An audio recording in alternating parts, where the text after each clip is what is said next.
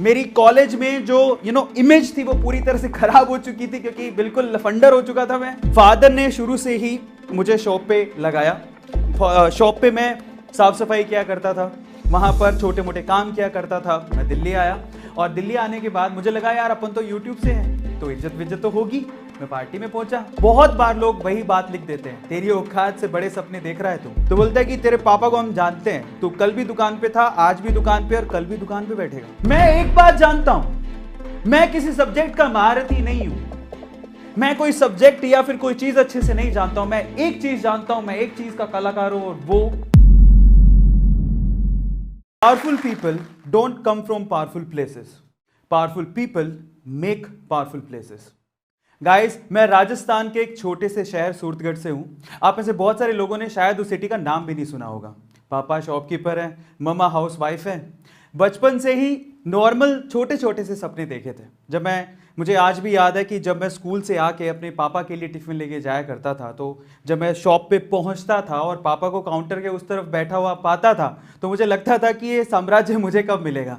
मतलब मेरे लिए वही एक माहेशमती का साम्राज्य था, और इतना ही बड़ा सपना देखा था। छोटी सिटी थी, इससे ज़्यादा सपने कभी दिमाग में आते ही नहीं थे, क्योंकि सपने बड़े तब देखे जाते हैं जब माहौल ऐसा हो। तो सवाल ये उठता है कि इतने सिंपल सादे छोटे से सपने देखने वाला आज यहां तक कैसे पहुंच गया। दो यूट्यूब के चैनल, जिसमें से एक यूट्यूब चैनल 2 मिलियन, दूसरा यूट्यूब चैनल 4 मिलियन। पर सवाल ये उठता है कि वो लड़का जो इतने सादे सिंपल ख्वाब देखता था, जो सोचता था कि पापा के शो पे बैठने को मिल जाए, वो यहां तक कैसे पहुंच गया। ऐसा कोई सोशल मीडिया प्लेटफॉर्म नहीं है जहां पर A2 मोटिवेशन या फिर अरविंद अरोड़ा के वीडियोस पहुंचे ना हो। आज मैं आपको बताने वाला हूं मेरी स्टोरी में कि मैं यहां तक कैसे पहुंचा। आप जानना चाहते हैं? उसके पीछे का रीजन है लोग। उसके पीछे का रीजन है जब लोग आप पे शक करते हैं, आपकी कैपेबिलिटी पे शक करते हैं और बोलते हैं कि तेरी औकात इतनी है। जब बात औकात पे आती है ना, तो इंसान कुछ भी कर जाता है। तो चलो शुरू करते हैं मेरी स्टोरी को। मेरी जिंदगी में पहली बार उंगली की मेरे मामा ने सॉरी मामा, आपका नाम ले रहा हूं, मैं बहुत प्यार करता हूं आपसे। बट द थिंग इज, ये स्टोरी कैसे शुरू होती है मैं आपको बताता हूं। तो फादर ने शुरू से ही मुझे शॉप पे लगाया। शॉप पे मैं साफ सफाई किया करता था, वहां पर छोटे मोटे काम किया करता था। अब बेसिकली हुआ कुछ यूं कि मैं 2 या 3 साल से लगातार शॉप पे जा रहा था। तो एक बार मैं मेरी मम्मा के साथ ननिहाल गए, और जब ननिहाल में बैठे हुए थे तो ऐसी बात चलते चलते नानी ने पूछ लिया कि भाई तू क्या करेगा। तो उस टाइम पे मामा ने कहा कि ये तो दुकान ही बैठेगा और कहां जाएगा। तो मैंने कहा आपको कैसे पता? तो बोलता है कि तेरे पापा को हम जानते हैं, तू कल भी दुकान पे था, आज भी दुकान पे और कल भी दुकान पे बैठेगा। हालांकि मुझे भी दुकान पे ही बैठना था, लेकिन वो तो भगवान बन गए यार, मेरा फ्यूचर लिख रहे हैं, मेरा फ्यूचर लिख रहे हैं। अब यहीं से मुझे एहसास हुआ कि ये है मेरी लाइफ की पहली उंगली। मुझे माहिष्मती साम्राज्य चाहिए था, पर अब नहीं चाहिए। अब मैंने सोच लिया था कि मैं वापस आऊंगा, पढ़ाई करूंगा, दुकान गई तेल लेने, अब मुझे मेहनत करनी है और मेरे मामा को गलत प्रूफ करना है। पहली उंगली वाली स्टोरी खत्म होती है, मैं बाहर जाने को तैयार था, मेरे मामा को मैं गलत प्रूफ करने को तैयार था। अब होती है दूसरी उंगली, वो मेरे पापा ने की। I am sorry dad, I respect you a lot, but the thing is, अब दूसरी उंगली की कहानी सुनिए। एक्चुअली हुआ कुछ यूं कि मेरा सिलेक्शन हो गया, मुझे बाहर जाना था और मेरे मामा को गलत प्रूफ करना था। लेकिन फादर, अब इनको भी तो मनाना था, फीस कौन भरता। वहां से फादर ने बोला ठीक है, पर बहुत रूडली उन्होंने हाँ भर दी। पर उन्होंने बोला कि मेरे पास पैसे नहीं है तेरे फीस देने के, बहुत ज़्यादा फीस है, मेरे पास पैसे नहीं है। और एक्चुअली उनकी सिचुएशन भी ठीक थी, उनको लोन वोन लेना पसंद नहीं था, और 2 बहनें थी, उनकी शादियां करनी थी। तो इन दैट केस यार, वो इतनी फीस मेरे लिए, वो भी उनको लगता था कि इंजीनियरिंग का कोई फ्यूचर ही नहीं है, वो कैसे भरते हैं। सो मैंने कहा ठीक है, उसको भी मैं कुछ जुगाड़ करता हूँ। मेरे भैया हैं, उनके सजेशन के बाद मैंने एक एजुकेशन लोन लिया, और एजुकेशन लोन लेने के बाद चेक मुझे मिला मेरी पहली फीस का, और जिस रात को मुझे जाना था उस बस की टिकट भी थी मेरे हाथ में। तो अब ये जो इंसिडेंट है बेसिकली मेरे फादर की उंगली करने का है। तब हुआ कुछ यूँ कि हम लोग बस स्टैंड पर खड़े हैं, और मेरे फादर लगा भाई आने वाली है बस, थोड़ा और समझा लेता हूँ शायद रुक जाए। सो इन दैट केस पापा ने मुझे बहुत प्यार से बोला, जब 5 ही मिनट रह गए थे बस आने में, और मैं अपना लगेज वगेज लेके खड़ा हुआ था। पापा साथ नहीं जा रहे थे, मैं अकेले ही जा रहा था, और पहली बार जा रहा था इतने बड़े शहर जयपुर में, बहुत छोटी सिटी से निकल के। सो फादर बोलते हैं कि बेटा मेरी बात सुन, बहुत प्यार से बोला, मतलब वहां पे साम और दाम छोड़े नहीं उन्होंने। बोले कि देख बेटा, अभी तो अगर तू घर चलता है तो ये टिकट के 125 रुपए का नुकसान होगा, और अगर तू नहीं गया तो तेरी फीस ये जो दिख रही है ना, जो चेक लेके घूम रहा है, उसका भी नुकसान होगा, क्योंकि इंजीनियरिंग कोई वैल्यू नहीं है और तू कुछ कर नहीं पाएगा, इसलिए चल घर, अभी भी सोच ले। मैंने कहा ये तो मेरी लाइफ की दूसरी उंगली है अब तो उन्हें भी गलत प्रूव करना है।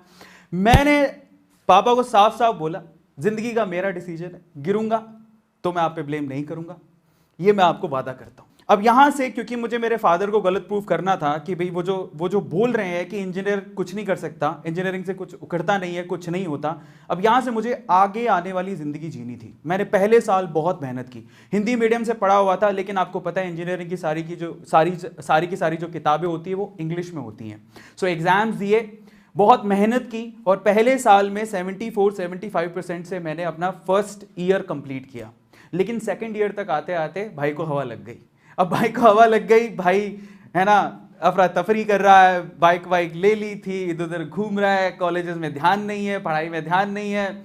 अब ये भी भूल गया था उस टाइम पे कि भाई मैंने एजुकेशन लोन लिया हुआ है, ये भी भूल गया था मुझे मेरे मामा को जवाब देना है, मेरे पापा को जवाब देना है, जो कि ये तो सोच के बैठे हुए हैं कि इंजीनियरिंग के बाद भी हमारे सिर पे आके बैठेगा। अब यहां से एक बहुत ही इंपॉर्टेंट इंसिडेंट हुआ मेरी लाइफ में, और वो ऐसा था जिसने शायद मेरे माइंड को ही बदल दिया था। और वो ये था कि एक्चुअली सेकेंड ईयर में मेरी बैक लगते लगते बची थी।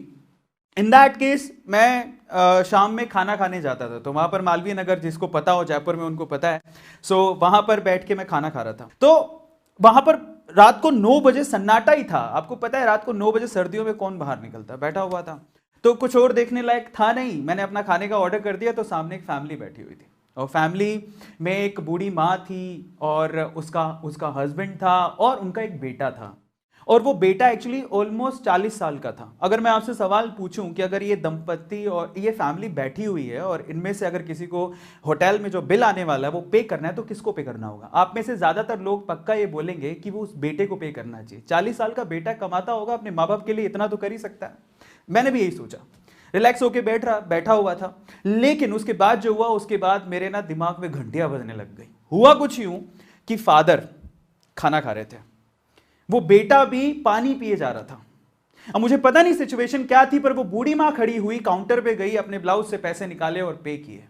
मैं नहीं जानता उनकी सिचुएशन क्या थी, लेकिन वहां से घंटी जो दिमाग में बजी वो ये कि अरविंद अरोड़ा, अगर तेरी यही हालत रही तो एक दिन तू भी किसी अच्छे होटल में अपने माँ बाप को खाना नहीं खिला पाएगा।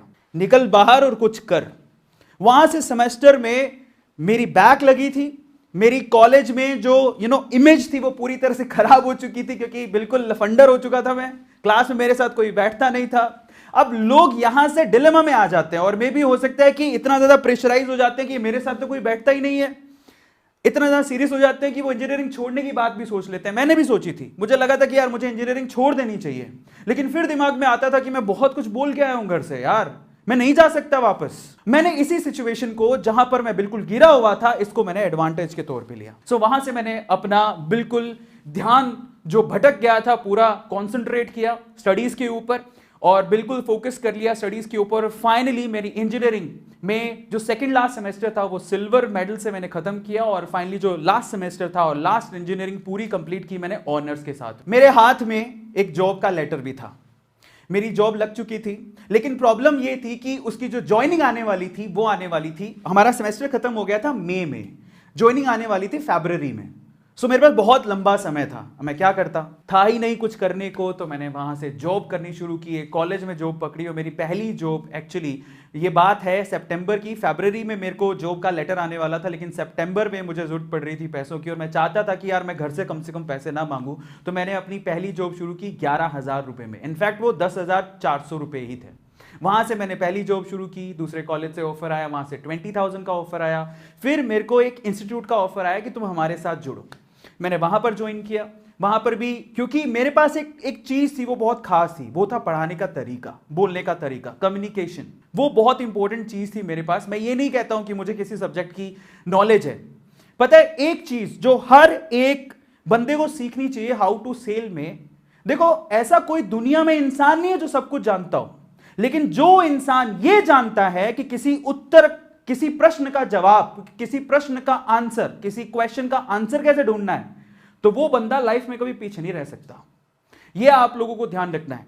परफेक्ट कोई भी नहीं होता है लाइफ में, परफेक्ट कोई भी नहीं होता, लेकिन अगर आप ये जानते हो कि किसी क्वेश्चन का आंसर कैसे ढूंढना है तो आप लाइफ में कभी पीछे नहीं रहोगे। और कुछ ऐसा ही मेरे साथ था। सो फाइनली वहां से मेरी जर्नी, एक दूसरे इंस्टीट्यूट से मुझे कॉल आता है और वो कहते हैं कि चलो हम आपको एक फ्रेंचाइजी देते हैं। तब बहुत गेट का एक नामी इंस्टीट्यूट था कि आपको फ्रेंचाइजी लेके जयपुर से सीकर जाना है। मैं जयपुर से सीकर आ गया। शुरू में आप बिलीव नहीं करेंगे कि मैं पोस्टर खुद कॉलेज में जा जाके रात में चिपकाया करता था, सुबह जॉब करता था और शाम को क्लासेस लेता था, बाहर से फैकल्टीज आती थी। ऐसे करके वो इंस्टीट्यूट 2 साल के अंदर लगभग 250 बच्चों के साथ बराबर खड़ा हो गया। बहुत अच्छे तरीके से, एकदम ऐसे लगा कि हाँ मेरी लाइफ सेट हो गई है। लेकिन फिर से लाइफ में अप्स आते हैं तो पक्का मेरी लाइफ में डाउन तो जरूर आते हैं। लेकिन अब तक मैं ये बात समझ गया था कि अगर मेरी लाइफ में कहीं डाउन टाइम आएगा तो इसका मतलब ऊपर वाले ने कुछ बड़ी चीज रखी है मेरे लिए, वो मुझे कुछ बड़ा देने वाला है। क्योंकि हर बार जब भी मैं गिरा तो इस लेवल से उठा के लोग देखते रह गए। ये मेरे साथ हमेशा होते आया था। तो मेरे साथ फिर से एक बुरे दिन शुरू हुए। मेरे पार्टनर ने बोला कि अब हम इंस्टीट्यूट को चलाएंगे, तुम जाओ। धोखा, मतलब वो बोला कि, मतलब मुझे बिलीव ही नहीं हुआ। वो कहता है कि अब हम चलाएंगे इस इंस्टीट्यूट को, तुम जाओ, तुम्हें अगर कहीं और फ्रेंचाइजी लेनी है। क्योंकि वो इंस्टीट्यूट काफी अच्छा स्टैंड हो गया था। अब मैं तो डिलेमा में था। अब अजीब सी बात हो गई थी लाइफ में। अब मैं क्या करता, मुझे समझ ही नहीं आ रहा था। उन्होंने मुझे कुछ पैसे दिए, बोले कि अब यहां से जो कमाई होगी उसका कुछ परसेंटेज आपको दे दिया जाएगा, अब आपको यहां पर रहने की जरूरत नहीं है। मैं कुछ अपोज करता भी तो मुश्किल था मेरे लिए, क्योंकि वो मैं उस टाइम पे अकेला था, इतना पावरफुल नहीं था, वो लोग बहुत पावरफुल थे। पर मैंने एक बात सोच ली, जिंदगी में ना एक चीज आप याद रखो, लोग आपको आपकी औकात बताएंगे, आपको चैलेंज करेंगे, उसको ध्यान से सुनो, अपने दिमाग में डाल लो उसको, जवाब कभी पलट के मत देना। क्योंकि जिस दिन आपने जवाब दे दिया ना, आप ना उस ऊंचाई तक नहीं पहुंच पाओगे जहां पर ऊपर वाला आपको पहुंचाना चाहता है। मैंने चुपचाप उसकी बात सुनी। मैंने उस दिन फैसला किया कि मैं, ये बोल रहा है छोड़ने को, मैं छोड़ दूंगा। अब उसने जो मेरे पार्टनर ने पैसे दिए थे, अब मैं थोड़ा और पीछे लेके चलता हूं। वो इंस्टीट्यूट ऑलमोस्ट 6 महीने में बंद हो गया। उसने कहा था हम चलाएंगे तो इंस्टीट्यूट 6 महीने में बंद हो गया। एंड फाइनली मैं भी सड़क पे आ गया था, क्योंकि मेरे पास अब बचे थे मात्र 8,000 रुपए। किराया था 10,000 रुपए भरने थे, पैसे थे ही नहीं। जिंदगी ने कहा बहुत हो गया आध्यात्म बेटा, उठो, जिंदगी में आगे पुरुषार्थ भी करना पड़ता है। तो मैं उठा वहां से और उठ के बाहर निकला, क्योंकि अब किराया देना है, नहीं तो मकान मालिक बाहर निकाल देगा। पापा से मांग नहीं सकते, क्योंकि उनको तो पहले ही जवाब दे के आए कि जिंदगी में जो कुछ करेंगे, गलत हुआ सही, हम ही उसके जिम्मेदार हैं, आप तो है नहीं। तो ऐसा करके जब निकले हो तो आप किस शक्ल से मुंह दिखाओगे? तो निकलो बाहर, कुछ करो। अपने आप को बाहर निकाला और इतनी शक्ति मैंने अपने अंदर पा ली थी, मुझे लगा था कि यार मैं कुछ ना कुछ तो कर ही लूंगा। मैं बाहर निकला। मैं एक बात जानता हूं, मैं किसी सब्जेक्ट का महारथी नहीं हूं, मैं कोई सब्जेक्ट या फिर कोई चीज अच्छे से नहीं जानता हूं। मैं एक चीज जानता हूं, मैं एक चीज का कलाकार हूं, और वो बोलने का, वो पढ़ाने के तरीके का, और वो मुझे आता था। आपकी लाइफ, मेरे फादर भी कहते हैं इस चीज को, कि आपको जरूरी नहीं है कि बहुत सारी चीजें आए, आपको एक चीज आए, लेकिन उसमें आप परफेक्ट होने चाहिए हो। आप जिंदगी में कभी भूखे नहीं मरोगे, और ये चीज मुझे आती थी। अब मैं निकला बाहर। एक इंस्टीट्यूट था, वहां पे एक डेमो था गेट की। अब मुझे तो गेट की क्लासेस लेनी आती थी, तो मैं वहां पर डेमो देने गया। 2 बार क्लास ली मैंने। 2 बार क्लास लेने के बाद तीसरे दिन वो मुझे बताने वाला था कि बैच चालू होगा कि नहीं होगा। मैं तीसरे दिन जब गया तो वहां पर गुजरातियों के ना, वहां पे, मतलब अगर गुजरात में आप लोग रहे हो तो वहां पे खास बात होती है कि क्लास किसी और की होती है और क्लास किसी और की चल रही होती है। मतलब वो रेंटेड में ही लोग क्लास चलाते हैं, इधर उधर बच्चों को मूव करके, खुद के क्लासरूम्स वहां पे होते नहीं है। तो मैं वहां पर गया, मैंने पूछा कि यार वो कल मैं क्लास लेने आया था, वो कहाँ गया? बोले वो तो गए छोड़ के। तो मैंने कहा ये क्या हो गया, 2 दिन डेमो लिया था, पैसे भी नहीं दिए। तो बोलता है कि वो तो गए, वो तो जाना ही था, बंद हो गया वो। तो मैं उदास हो गया। अब गुजरातियों की बड़ी खास बात है, वहां पर क्या, एक तो वो लोग टैकी हैं, दूसरा वो मेरे, जो मैं डेमो दे रहा था, तो वो बंदा मेरे लेक्चर्स को, मेरे कॉन्फिडेंस लेवल को देख रहा था बराबर से। तो जब मैं फाइनली अपना मुंह छोटा करके निकल रहा था बाहर, तो उसने पीछे से आवाज लगाई, बोले कि अरविंद भाई। मैंने कहा हाँ, आपके लिए एक ऑफर है। मैंने कहा क्या? बोले कि अरविंद भाई, मैंने आपके डेमो देखे, अब बहुत बढ़िया पढ़ाते हो, मेरे पास ऑफर है आपको, मुझे पता है कि आपको पैसे चाहिए, मैं आपको पैसे दे सकता हूं। मैंने कहा वो कैसे? बोले आपको पढ़ाना है। मैं पढ़ा लूंगा। मैंने क्या पढ़ाना है? बोले केमिस्ट्री। उनका केमिस्ट्री केमिस्ट्री पढ़े 10 साल हो गए मेरे भाई, अब तो ये भी नहीं पता कि केमिस्ट्री के से शुरू होता है कि सी से, कहां से पढ़ाऊंगा।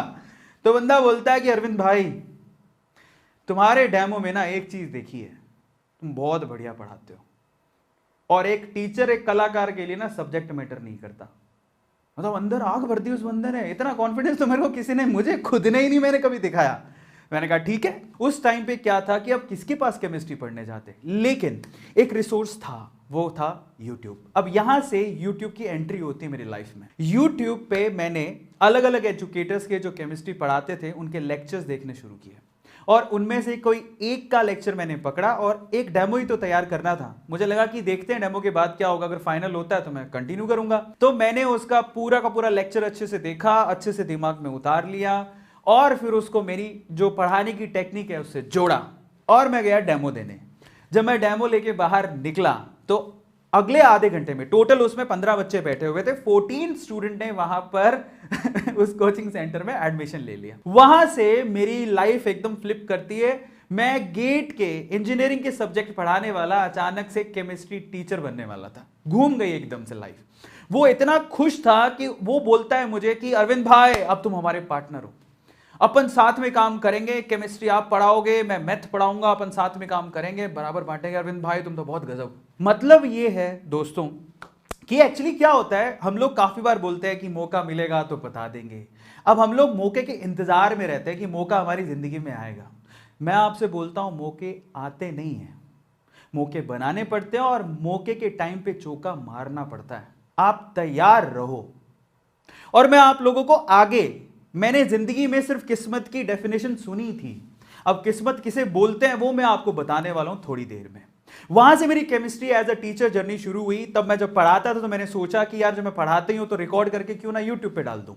तो मैंने जनरली यूट्यूब का एक चैनल खोला, और वहां पर मेड इजी केमिस्ट्री के नाम से चैनल खोला, और वहां पर केमिस्ट्री के वीडियोज अपलोड करने शुरू कर दिए। शुरू में कुछ खासा रिस्पॉन्स नहीं आता था, क्योंकि उस टाइम पे क्या था कि यूट्यूब का सीन कुछ ऐसा था कि वहां पर एंटरटेनमेंट के ज्यादा चैनल चलते थे, एंटरटेनमेंट के वीडियो ज्यादा देखे जाते थे, एजुकेशन के कौन देखता था, इतने नहीं देखते थे। बट मैंने कहा ठीक है, क्या फर्क पड़ता है, एक बार डालते हैं। तो धीरे धीरे करके 6-7 महीने के अंदर वहां पर कोई 3 से 4 हजार सब्सक्राइबर्स हो गए, और बेसिकली बोर्ड एग्जाम आए थे तो उसमें काफी ज्यादा वीडियोस मेरे थोड़े पॉपुलर हो गए, निकलने लग गए। सो फाइनली अब मेरी लाइफ की सबसे इंपॉर्टेंट चैलेंज आने वाला है, सबसे इंपॉर्टेंट उंगली आने वाली है, जिसने मुझे यहां तक पहुंचा दिया। वो मेरी लाइफ में एक ऐसी मूवमेंट थी जहां से मैं कंप्लीटली चेंज ही हो गया। एक्चुअली हुआ कुछ यूं था कि YouTube पे काफी अच्छा परफॉर्म कर रहा था, वहां से सिल्वर प्ले बटन जीत चुका था, अच्छा खासा केमिस्ट्री टीचर के तौर पे नाम था। तो टिकटॉक अगर आप लोगों ने सुना हो तो टिकटॉक का उस टाइम पे क्या था, सिर्फ एंटरटेनिंग वीडियोस चलती थी, तो उनको अपना एजुटॉक शुरू करना था, और इसीलिए उन्होंने बहुत सारे अलग अलग यूट्यूब के एजुकेटर्स को इन्वाइट किया एक पार्टी के अंदर, ताकि वो वहां पर टिकटॉक की जो इमेज बन गई थी, सो कॉल्ड इमेज की, वहां पर सिर्फ एंटरटेनमेंट की वीडियोस ही चलती हैं, वहां पर वो एजुकेशन को प्रमोट करने के लिए उन्होंने हमें बुलाया। मैं दिल्ली आया, और दिल्ली आने के बाद मुझे लगा यार अपन तो यूट्यूब से हैं तो इज्जत विज्जत तो होगी। मैं पार्टी में पहुंचा, कोई पूछ ही नहीं रहा। सो फाइनली वहां पर जितने ऑर्गेनाइजर्स थे उनका सबका फोकस टिकटॉक के क्रिएटर्स पे ही था, यूट्यूब वालों पे तो कुछ था ही नहीं। और एक्चुअली मैंने सोचा यार अपन यूट्यूब वाले हैं और इन्होंने स्पेशली बुलाया है एज एन एजुकेटर, शायद ही कुछ रिस्पेक्ट देंगे, कुछ रिस्पॉन्स देंगे। कुछ रिस्पॉन्स नहीं था।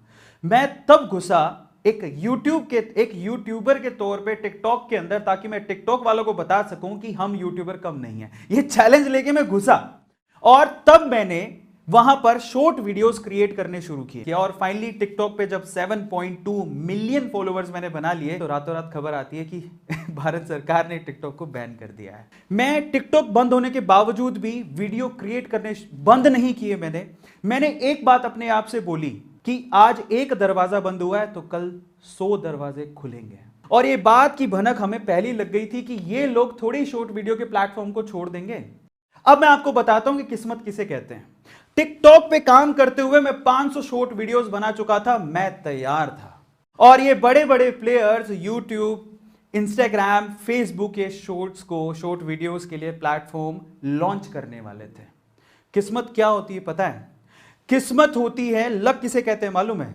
लक क्या होता है? जब आप तैयार हो और आपके सामने अपॉर्चुनिटी भी हो। ये दोनों चीजें जब मिक्स हो जाती है तो वही किस्मत कहलाती है। और पहली बार जिंदगी में मैं अपने आप को लकी फील कर रहा था, क्योंकि मैं तैयार भी था 500 वीडियो के साथ, और मेरे सामने एक नई नई अपॉर्चुनिटी भी थी। दोनों मिली और फाइनली रातों रात मेरा YouTube का चैनल जो कि धीरे धीरे चल रहा था, जैसे ही YouTube पे शॉर्ट्स लॉन्च हुआ, वो चैनल सिर्फ 4 महीनों के अंदर 4 मिलियन सब्सक्राइबर्स क्रॉस कर चुका है। और इसे ही कहते हैं किस्मत। किस्मत, अगर आप किस्मत के भरोसे बैठे हो तो आप ये भी सोचो कि शायद किस्मत आपके भरोसे बैठी हो। डायलॉग आपने सुना होगा, किस्मत के भरोसे मत बैठो। सिर्फ ये सोचो कि आप लोग तैयार हो और आपके पास अपॉर्चुनिटी है क्या। दोनों की मिक्सिंग ही लक कहलाती है। फाइनली गाइस, मुझे चैलेंजेस देने वालों से कोई प्रॉब्लम नहीं है। अगर वो लोग नहीं होते तो शायद मैं यहां तक पहुंचता ही नहीं। और आजकल तो मैं अपने आप को ओपनली चैलेंज दे देता हूं। हालांकि मैं देखता हूं चैट में लोग क्या लिखते हैं। बहुत बार लोग वही बात लिख देते हैं, तेरी औकात से बड़े सपने देख रहा है तू। तो मैं उनको एक ही जवाब देता हूं।